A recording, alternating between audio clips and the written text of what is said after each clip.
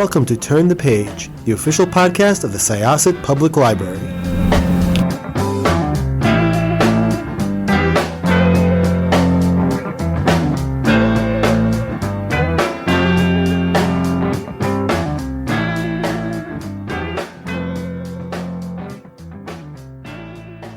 Hi, welcome to Syosset Library's Turn the Page podcast. I am Jessica. I'm your host today, and I'm really excited about this chat because this was one of those books that, sometimes when I do these podcasts, like I'm constantly reading ahead of time for them. So I don't get to always pick up something that I've been eyeing that I wanted to read. It's always on my TBR list, which is just getting longer and longer. But I had just sort of this clear head around Thanksgiving. And I was like, I have been hearing about this book. I wanted to read this book forever, meaning like, as soon as I heard about it a few months ago, and I read it and it was so good. So I invited our guest, Kate Fagan, to chat about it. And you were ridiculously generous to do this on such short notice. So welcome to Syosset Library's Turn the Page podcast. Why don't you tell us about The Three Lives of Kate K? So The Three Lives of Kate K is my debut novel. It is a fake, quote unquote, fake memoir. That's kind of the literary device that we're using to tell the story of our main character, Kate K, who is the most famous author in the world, except KK is a pseudonym. And so nobody, despite reporters trying to track down who this author is, despite her trilogy of books being made into, tentpole movies, nobody has ever known the real Kate K. Nobody knows who she is. And this book is her memoir. And it is her telling her story about why she stayed hidden all these years, what in her past happened that sent her on the run and made her feel as if she couldn't be her real true self. And that it's told not just through her point of view, but also she's asked for people in her life, ex-lovers, literary agent, people in the industry to contribute chapters to give it more of a 360-degree feel. It was a very, very good book. And I really enjoyed how Kate had like footnotes at the bottom of certain people's parts to the book. All of the characters were extremely interesting. I do have to say, though, I laughed when Kate's literary agent made that comment about giving up and becoming a librarian. Oh, nice. I'm like, come on.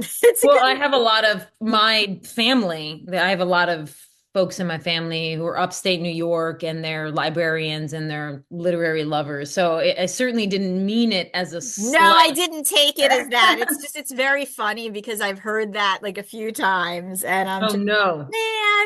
not in jest the same way. It was a chuckle, so don't worry about that. Okay. But I did really like the book and I felt like everything was very grounded and very believable. And I'm just curious, first of all, so where this all came from. I know so Kate herself, or Annie as we first learn, she is also from upstate New York. She's from Lake George, which is a very big vacationing area. If you live in this area, you would know that. And it starts in the early 90s, and you learn just about her and what brought her to be who she is. So where did the whole story come from, and how much did the idea of just the intensity of friendships launch it? I would say the starting point for the book was actually the framework of it, of having it be this person's memoir. And that came about because I had written lots of nonfiction. A couple of them either had parts of memoir within them or they in their entirety were memoirs. And I tried to write fiction before and I just couldn't find the voice for it. And so when I started to write this project, my starting point was like, what can I do for myself to make it as easy as possible as the author? And I was like, well, I know the format of memoir. I know what's expected from the voice of a memoir. So like, let me just make it that and just get going down this manuscript. And then I kind of intended to restructure it at some point. It was really just a device for myself in the beginning. And then I ended up really enjoying the device and thought it worked well for the book. And then other pieces were like locations kind of came in because I grew up in Schenectady, New York. And my mom, for the last years of her life, lived in Bolton Landing, which is where the book is set. And I love Bolton Landing, and it's a really interesting place. The dynamics of it are really fascinating, especially in this last decade as people from New York City have come up and populated those areas and brought their skill sets and kind of like made, it's kind of like this collision of rural with like some sort of city bouge that has come in. So I loved that setting. And then I had at various points I had a timeline that was a little bit earlier, or a little bit later. I also toyed with that, but none of that seemed to work. And also, so I ended up making the main character about my age because I started to see a lot of like nostalgia coming in. And I feel you really only know nostalgia for your own generation. It's hard to know the truly like deep pieces of nostalgia for people and for other generations. So those were some of like the early pieces that I really knew I wanted to work with. And, it starts with a really intense friendship between Amanda and Annie, who really is the person who makes, who creates, quote unquote, or seems to create Annie in the beginning, even though I believe, as the book goes on, it's clear that Annie was the lightning rod that she was always. It was just a Yeah. matter of perception. But I really just, I have to say, I love books that explore intense female friendships, especially when they start at this age, because I feel like there's, there's many young women who you can talk to about, well, who was your best friend around 12 years old? And, some people are still friends with them, and some people kind of look back on it, and it's such a for lack of using a cliche, it's such a pivotal age Mhm. when so much is coming together. And there does seem to be like this just intensity that forms with friendships that start around, I guess, the time when you're growing into yourself as a teenager. So I am curious because not to give too much away, but before Annie becomes Cass, who she is when she's writing the book, or Kate K, she's Annie, and it's Annie and Amanda against Bolton Landing, or Mhm. so we think. So Yeah. where did they come from? And did you have, I mean, obviously a very different experience than they had, but Yeah. did you have that sort of that friendship that, looking back on it, you're never really sure where you stand, that I think a lot of us do. That is one, there are many parts, but that is one part of the book that I'm not drawing on an experience that I had growing up. I did not ever have the kind of best friend that you see Annie and Amanda and Annie have in Amanda and vice versa.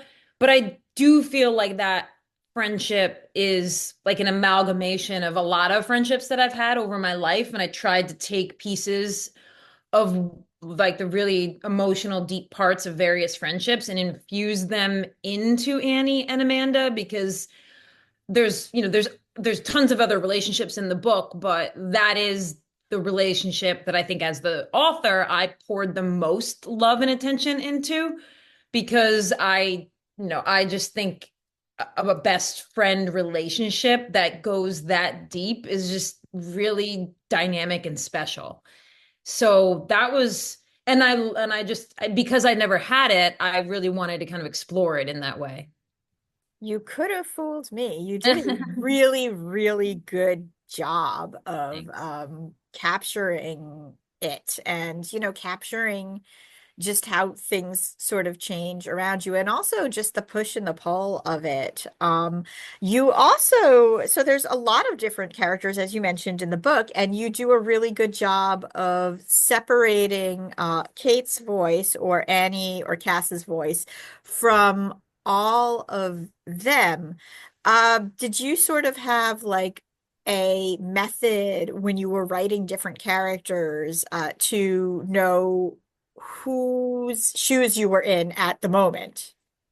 I wish, I think if I were rewriting this book again now, I would definitely think more at the outset about how to differentiate the characters.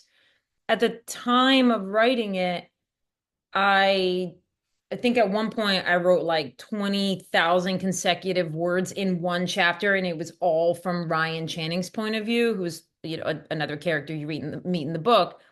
And I didn't know how to break up her that 20,000 chunk, and like how to break it up and where it would go in the book. And then also when I got to the point where I was doing that, where I was taking the different chapters that I had written from different voices and like putting them in a semblance of order, I think not just me, but like my literary agent and also who ended up being my editor at Atria and then Bloomsbury in the UK, they worked really well together. We spent a lot of time on differentiating the voices on the backside because, and especially even before we went out on submission, because I just really didn't focus on that. I just wanted to get the details down. And then I know in particular, I think we felt like Annie and Amanda could sound a little bit alike because they had grown up together. They'd learned the same inside jokes. They had the same sarcasm. So I think if you see similarities in them, it makes sense. But somebody like Rye Channing, or then another character you end up meeting, Sydney Collins, specifically with Ryan Channing, I remember last Christmas, I spent a lot of time trying to figure out how to make her voice sound different and be different. And I borrowed a lot of like idiosyncrasies from my wife, who had been a theater major. And so like a lot of that trying to differentiate the voices was done kind of retroactively, thinking of ways to make their cadences a little different. Cause like it's hard to go so deep as to be like, well, their observations about life should be completely different. Because it's like I have one brain and I have my observations. That's really all I'm working with. So we tried to work to differentiate them by like having them have like different inspirations for how they write and the way they speak and insecurities and different kind of ticks that might help you as the reader really feel like their voice was very separate from another voice. So it took you a while then. When did you start writing this book? I started writing this book, not, it was probably about April of a year and a half ago. I wrote the draft of it in about 5 months, and then obviously we just been editing and editing. It's been through about 7 to 8 iterations. So you're a sports writer. Yes. And have you wanted to do like a fiction book for a while? I had when I played basketball in college, and then I played a couple years professionally, and all throughout playing basketball I knew I wanted to be a writer. I didn't major in anything having to do with writing just because basketball gobbled up all kinds of time. So when I stopped playing basketball, I wanted to write novels, but I didn't really know how to write, not in any sort of formal way, and I didn't have any money. So the idea of just writing fiction just seemed implausible. And the only path that really felt viable to me was sports journalism, because I obviously had a leg up because I had experienced basketball from this perspective, and I needed to learn how to write. So that's the path I went down initially, but always every kind of step along the way, the goal was to write fiction. But I got pretty far away from it and did a lot of work in the nonfiction area and just started to tell myself that maybe fiction was a pipe dream, like maybe brains can't work in both directions. But I think I have about 4 full manuscripts for novels that just didn't work before this one. Well, this one definitely worked. And I'd heard a lot of buzz about it before I picked it up. Was there like a character who you kind of wished you could have told a little bit more of their story? Not so far, because I haven't been able to touch it for about 5 months. obviously like it went to print, so you're done. Um, the what has come up for me is less like wanting to tell to go deeper in certain characters, although I would now maybe write a couple more chapters in what you might consider the third quarter of the book, like before the ending, after certain key moments. I feel like there was some time where a lot of stuff happened off page that I might write a couple more chapters in. And then there's like, like there's a couple like pivotal action sequences that I think logically I could have done in a better way to make even certain decisions more believable. So those are some of the things that have come up for me since I've had to like pause it. Not pause it, it's done now. Finish it, but nothing like around a character like I missed some, angle of their personality or something. I definitely just sort of enjoyed the rhythm of the whole book. In general, I did find a few things interesting. Number one, where Kate K's name came from, and you are Kate with a K. No spoilers. Did that come from anything? Was that autobiographical? Yeah, so um there the book is really infused with once I started realizing how much I was infusing little tidbits, observe like just moments from my life into the book, you then see the character within the book, KK, who is also a writer, infusing the books she writes within the book with her own observations. So you kind of get this like nesting doll effect. And one of the oddest ones for me is the one you're talking about, which is just the pseudonym Kate K. So Kate with a C, Kay.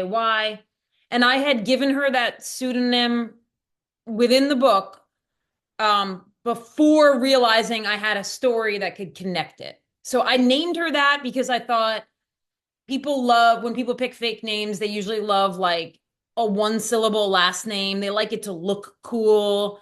They like to do things with it. And it just felt like this name that somebody would pick. And I love the name Kate with a C. And so I picked this pseudonym for our main character. And then about halfway through the book, I was trying to figure out why she picked that name. And if I'm trying to figure out why she picked that name, I have to ask myself why I picked that name. And I started to realize that one of my favorite stories was this time that when I was working for a small newspaper in Washington State when I was like 25. And I got a job interview in Casper, Wyoming to work for the paper there to cover the University of Wyoming. And it was a big step up because it was like a Division I school. And I was driving around town with my friend, and because she lived in Fort Collins, Colorado, and I saw the local marquee. I think at that time it might have been Babel, the movie Babel, and they were promoting Babel with Kate Blanchett, and Kate's name was spelled with a K. And I just was like, I remember it was like that in combination with like just the downtown stores, just like scared me. Um, and I just remember being like, I don't think this is a place for me. And and then halfway through the book, I was like, whoa, I named her pseudonym Kate K. What if I took that story and I like injected it into the Bolton Landing upbringing? And that was like a really nice little eureka moment for me because it wasn't planned and it felt like something like just slid into place. I really enjoyed it. Thank you so Yeah. much. I guess the only other thing I want to note, so I thought that it was also very interesting that the book or the trilogy that Kate Kay was known for was sci-fi. Are you a sci-fi fan? I'm not a sci-fi fan, but I'm like nothing will stop me from watching like a post-apocalypse movie or read a post-apocalypse movie. So not so much sci-fi, but like any disaster movie, any apocalypse movie, doesn't matter the Rotten Tomatoes score, I'm probably consuming it. And so I had actually written the very last book 5 years prior. Like I wrote the whole manuscript, and it was just something to do. My dad was sick and he was in the hospital. and it was something to do other than just like sitting there. I was like, I need a project. And so I wrote that book, and it wasn't very good. It was like 90,000 words. I finished it. And then in the process of writing this book, I was like, oh, what if I sample chapters from this other book that I'd read? And that created its own headache. A lot of the choices I made at the outset of this book just created a lot of struggles for me as the editor of this and writer of this book, because it's like the memoir, the multiple first person. I don't think I realized what I was getting myself into. Sampling my own book from previous years that did not have the same tone or motivations as these characters. I think I thought it would seamlessly fit in, but it was like those characters were motivated by totally different things. And this had to be a representation of what Kate K was feeling from her childhood. And so I was like, I thought I was saving myself work, and I wasn't. I think I had to rewrite all of that stuff like 7, 8 times because it just like had to match her, and it had vestiges of what it was. So that's kind of the origin of that. But it sounds like I did myself a favor, but there were no favors done on that front. So it's not necessarily something you'd recommend to somebody No, who's looking I to think write. it's a typical writer move where you're like, oh, I have something that hasn't been published. I'm going to let it see the light of day. But sometimes it's just not working because it's not working. And you just got to let it go and like write something new. And I wish I had done that I think it ended up working in the end, but like it took a lot of smoothing. Well, I enjoyed it.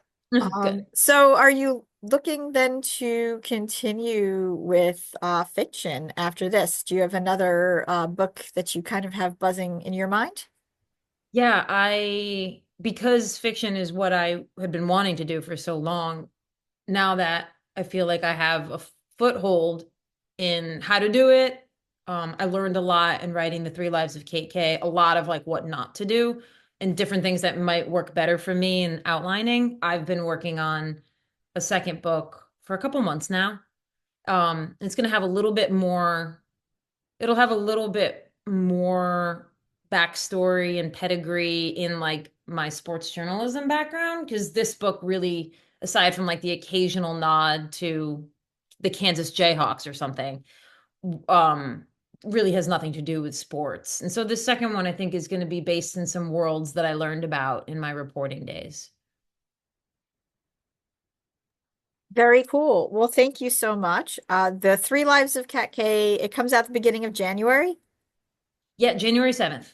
So by the time this episode drops, it'll be on the shelves. Run to the library or your favorite bookstore, independent, or if there's a Barnes and Noble nearby, whatever, bookstore, library, Barnes and Noble, pick it up. It's really good. And thank you so much, Kate Fagan, for chatting about Kate K.